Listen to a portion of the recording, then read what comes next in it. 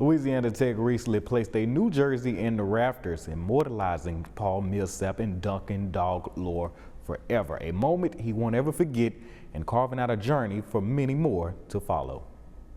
I remember when I first got here, going through training camp, going through practices.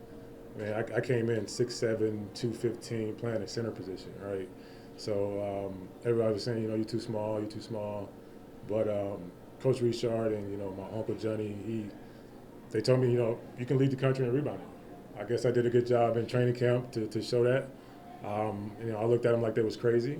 And I just went out there every single night and, man, put my hard hat on and just tried to win. And, the rebounds and things like that came with it.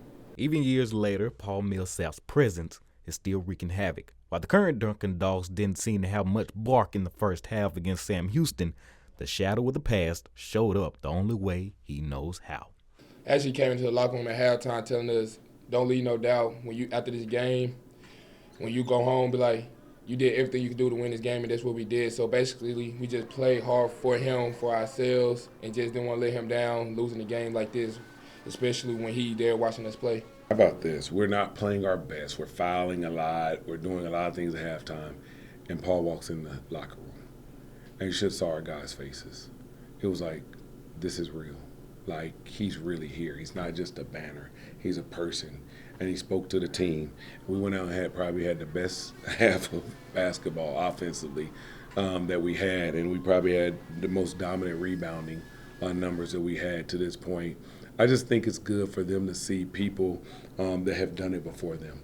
For me, it's always emotional when I share information with younger players because I put myself in their shoes, and I had a lot of people reach out and talk to me, when I was in college and when I was in the pros. So I just want to get that back to us guys. Once a Bulldog, always a Bulldog. But it's the family beyond the court that makes the legendary moments memorable. I started with them, right? They were the first people to believe in me. They were the first people to pray for me. They're the first people to encourage me. They're the first people to see something in me that I didn't see.